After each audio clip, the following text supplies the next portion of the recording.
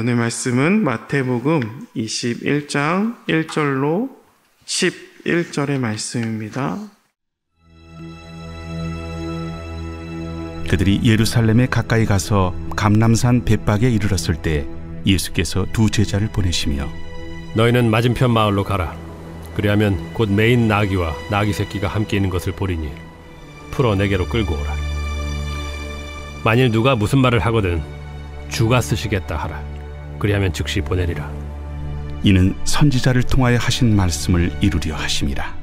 시온 딸에게 이르기를 내 왕이 내게 임하나니 그는 겸손하여 나귀 곧 멍에 매는 짐승의 새끼를 닫도다 하라. 제자들이 가서 예수께서 명하신 대로 하여 나귀와 나귀 새끼를 끌고 와서 자기들의 겉옷을 그 위에 얹음에 예수께서 그 위에 타시니 무리의 대다수는 그들의 겉옷을 길에 펴고 다른 이들은 나뭇가지를 베어 길에 펴고 앞에서 가고 뒤에서 따르는 무리가 소리 높여 이르되 호산나 다윗의 자손이여 찬송하리로다. 주의 이름으로 오시는 이여 가장 높은 곳에서 호산나. 예수께서 예루살렘에 들어가시니 온 성이 소동하여 이는 누구냐? 갈릴리 나사렛에서 나온 선지자 예수라. 아멘. 네, 지금 이 본문의 배경은 절기 중에 지금 있는 상황이고요. 명절 같은, 그렇죠, 우리나라 봤을 때는. 그래서 이스라엘 절기는 고향으로 가는 게 아니라 예루살렘 성전 한 지역, 한 도시로 몰려들게 되죠. 그러므로 혼잡할 수밖에 없습니다. 그러니까 우리는 명절이 되면 분산이 되잖아요. 그렇죠? 지방으로 가기도 하고 지방에서 서울로 올라오기도 하고 또 때로는 여행을 외국으로 가기도 하고 하는데 이스라엘 사람들은 온전히 유월절은 이스라엘 3대 명절 중에서 또 절기 중에서 신년이 되고 가장 처음 지내는 절기라서 이 유월절에는 예루살렘에 모일 때 인원이 약 200에서 300만 명이 모인다고요. 그러니까 흩어져 지낸 유대인들이 이때만 되면 다 예루살렘에 모였다는 거죠. 근데 당시 이 예수님 당시 예루살렘에 거주하는 인구는 3에서 한 5만 정도의 인구였다고 해요. 그러니까 예루살렘 도시가 큰 도시가 아닌 그렇게 그냥 작은 도시였는데 한 3에서 5만 명 정도 되는 도시였는데 200에서 300만 명이 왔다라는 것은 엄청난 혼잡이 있을 수 있다는 거죠. 그래서 무조건 이 절기에는 지키기 위해서는 어디서 오든지 걸어서 와야 했다는 거예요.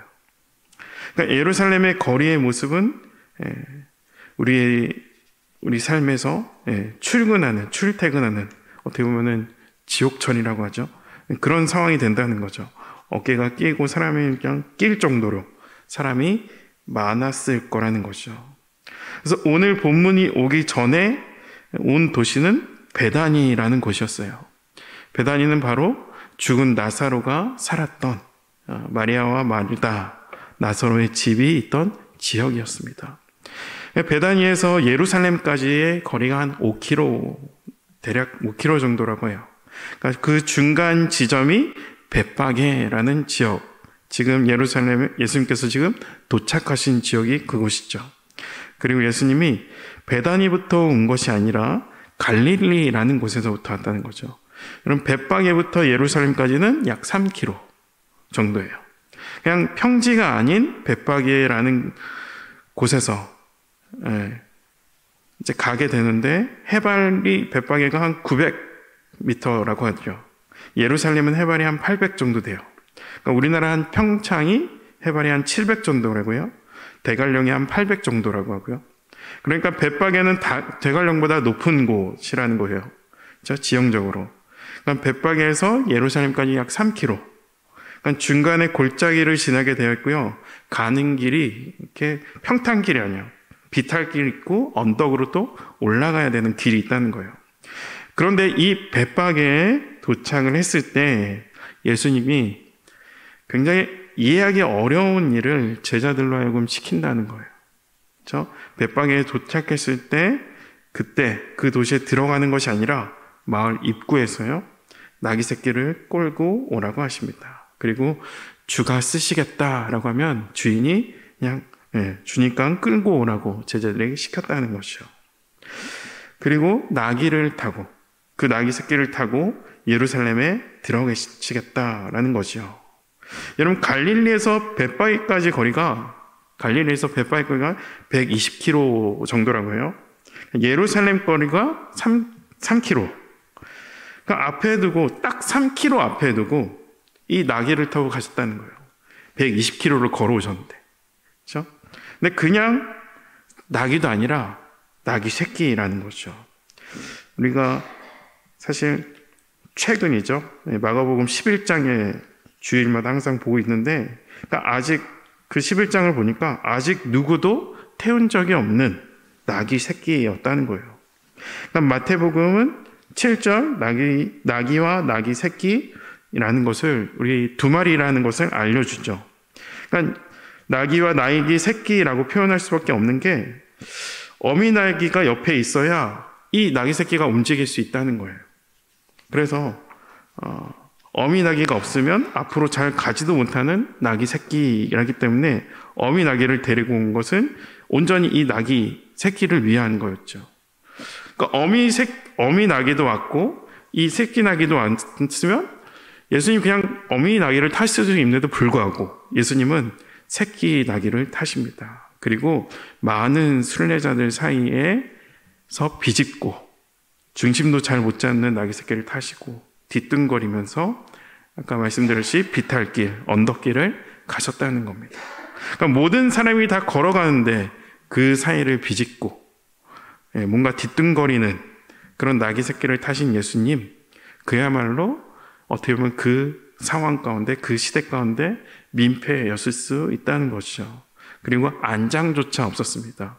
그러니까 겉옷을 그대에 얹고 가기에 제대로 된 안장이 아니기에 자꾸 미끄러지고 중심도 잘 못 잡을 수도 있다는 거죠.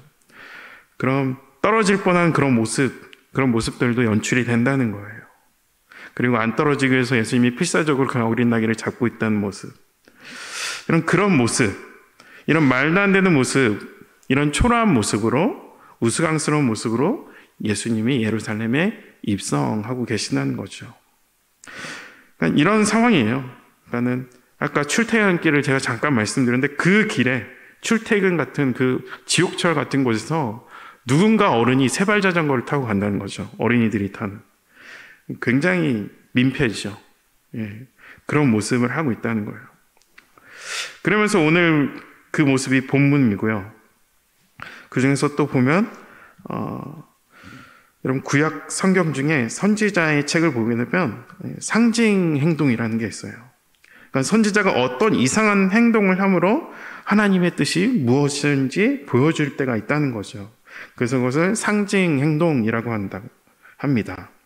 그래서 어떤 선지자는 벌거벗고 3년 동안 하나님의 말씀을 대언한 선지자도 있었어요. 그것은 바로 너희들도 그렇게 수치를 당할 수 있다라는 의미가 있었고요. 예수님도 오늘 이 시간 주는 메시지가 있는데 우리가 생각하고 있는 메시아상, 우리가 생각하고 있는 왕의 모습이 잘못되었다는 것을 제자들로 또 그 예수를 따르는 우리들로 하여금 잘못되었다는 것을 알려주기 위함이라는 거죠. 제자들은 지금 영광의 메시아만 생각하고 영광의 그리스도만 생각하고 따라왔는데 그들에게 이 모습을 보여주고 있는 거예요. 나는 이 세상에서 영광을 차지하기 위해서 온 메시아가 아니라는 것을 보여주기 위해 오늘 이렇게 우스꽝스러운 그런 모습을 보이셨다는 거죠. 예수님은 세상의 왕들처럼 정복하고 다스리고 세상의 영광을 취하게 오신 것이 아니라 오히려 하나님 뜻대로 낮아져서 희생하고 섬기는 왕으로 오셨다는 겁니다.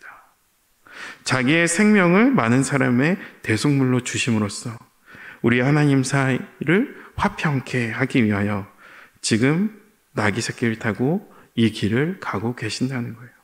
이것이 바로 하나님의 뜻이라는 거죠. 이 진리를 보여주기 위해 예수님은 일부러 하나님께서 스가랴 선지자에게 말씀하신 그대로 새끼 나귀를 타고 입성하는 모습을 제자들에게 그리고 오늘 우리에게 보여주십니다. 여러분, 로마의 압제를 해방시키고 영광을 안겨줄 메시아, 정말 좋은 말을 타고 군말을 타고 또 백마를 타고 진군하는 어떤 군대장가의 메시아를 기다렸던 사람에게는 오늘 이 예수님의 모습은 너무나도 혼란스럽고, 그렇죠? 너무나도 창피하고 초라하게 느껴지는 정말 그 민망함은 예수를 따르는, 아주 예수를 가깝게 따르는 제자들의 목이 되는 그런 상황이라는 거죠. 그렇게 오시는 예수님 향해 한편에서는 호산나 호산나 다윗의 자손이 하면서 환영을 했습니다. 여러분, 이렇게 환영한 사람들은 주로 자료를 보니까 갈릴리에서부터 예수님과 함께 온 사람들이에요. 예수님의 사역 무대가 갈릴리였기에 그 갈릴리 사람들이 예수님이 어떤 사람인지, 예수님이 어떤 이적을 행하셨는지 알고 있었다는 거죠. 그래서 예수님을 그들은 환영할 수밖에 없었어요. 하지만 예루살렘에 살고 있는 다른 지역 사람들은 10절을 통해서 물어보는 거죠. 이 사람이 누군가? 그렇죠? 그러니까 이는 누구냐라고 물어본다는 거예요. 의역하면요, 저 볼품없는 나귀 새끼를 타는 저 남자는 누구냐라는 질문이 된다는 거예요. 도대체 제가 누구길래 초라한 그 사람에게 많은 사람들이 열광을 하고 있느냐라고 이야기하는 거예요. 그러자 한 무리가 대답을 하죠. 갈릴리 나사렛에서 온 선지자 예수라. 여러분, 이 대답을 듣는 순간 모든 것이 잠잠해집니다. 여러분, 수많은 사람들의 기대가 무너지게 돼요.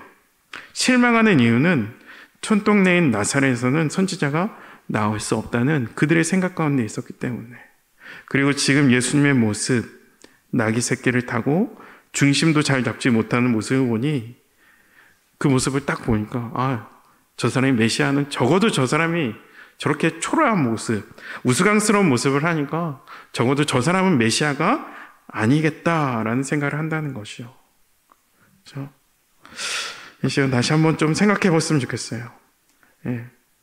이 유대인들이 만들어낸 메시아상, 자기들이 만들어낸 주님의 모습, 영광의 메시아상, 자기들이 기대했던 이 세상에서 어떤 영광을 안겨줄 영광의 주님의 모습과는 너무나 다르기에 그 예수를 십자가에 못 박아 죽였습니다. 누구보다도 메시아를 대망했던, 메시아를 기다렸던 사람들이 예수님을 십자가에 못 박혀 죽였다는 거죠. 여러분, 우리가 믿고 따르는 주님은 어떤 주님입니까? 다시 한번 생각해 볼 필요가 있는 것 같아요. 혹시 제자들이 기대했던 것처럼 우리에게 영광을 안겨주고 세상의 영광을 줄 수 있는 만사 형통, 그런 우리의 바람, 우리를 소원을 들어주는 분인가? 아니면 오늘 성경 우리에게 알려주신 주님은 우리가 기대했던 영광의 주님이 아니라고 말씀해 주는 거죠. 마치 세발 자전거를 타고 가는 그런 예수님이라는 거예요. 안장도 없이 나귀 새끼를 타고 가는 그 모습이 예수님이셨습니다. 얼마든지 천군 천사와 함께 왕의 귀환으로 예루살렘에 입성할 수 있었음에도 불구하고, 그렇게 하지 않으시고 종의 모습으로 초라한 몰골로 십자가를 향해 가시는 모습이 바로 우리가 섬기는 주님의 모습이라는 거죠. 하나님의 뜻이라면 이 땅에서 어떤 영광도 취하지 않으시고 기꺼이 자신을 낮추시고 수치를 얻는 그런 자리까지 자신을 내어 던져서라도 그것을 따르는 것이 바로 앞서가신 예수님의 십자가의 길입니다. 그리고 바로 주님의 진짜 모습이라는 거죠. 그러므로 여러분, 이런 주님을 사랑하고 이런 주님을 따르는 우리 삶도 물론 많은 분들에게 인정을 받고 가진 것이 넉넉해서 많은 사람과 또 교회의 많은 역할, 많은 것을 섬기고 잘 사용할 수도 있죠. 하지만 그렇지 못하더라도 마치 새끼 나귀를 탄 것 같은 초라한 우리의 삶의 모습이 있을지라도 여러분 괜찮을 수 있다는 거죠.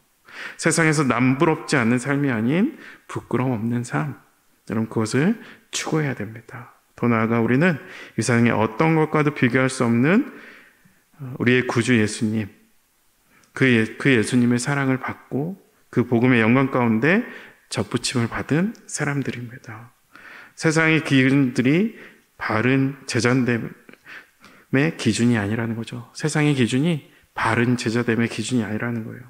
질그릇과 같은 초라한 모습일지라도 내 안에 이 세상의 어떤 영광과 비교할 수 없는 구주 예수님의 생명을 주신 영광과 하나님께서 그 아들을 주신 그 사랑으로 다스리는 복음의 영광이 여러분 질그릇과 같은 겉모습에도 불구하고 우리 안에 있다는 겁니다. 그것을 여러분 고백할 수 있는 여러분 됐으면 좋겠어요. 구주 예수님이 진정 제대로 아는 믿음의 사람이 되기를 여러분 또 믿음의 교회가 되기를 축복합니다. 또 이것이 우리 주님이 우리를 사랑하사 먼저 앞서가신 위대한 십자가의 길이요 신앙의 길이었습니다. 그 신앙의 길을 기억하고 오늘 한 날도 나의 어떠함, 나의 상황과 환경을 바라보는 것이 아니라 내 안에 나와 함께 하시는 하나님이 나와 동행하는 그런 한 날임을 기억해서 이 축복된 선물과 같은 오늘을 살아내시기를 축복합니다. 우리 같이 기도하겠습니다. 하나님 아버지 감사합니다. 하나님 오늘도 이 새벽에 주님 앞에 나온 우리 마음이 우리가 원하고 바라는 일들이 해결받기 위해서만 이 자리를 지키는 것이 되지 않게 하시고 그 무엇보다 나의 죄를 사하시고 나를 구원하사 자기 몸을 버리신 그 십자가를 은혜를 기억하고 오늘도 그것을 기억하며 주님의 가신 그 십자가의 길을 따라 한 걸음 내딛는 오늘 한 날이 되게 하심으로 우리의 일상 가운데 그리스도를 닮아가는 이 땅의 성도요 교회 되게 하여 주시옵소서. 감사드리며 예수 그리스도 이름으로 기도합니다. 아멘.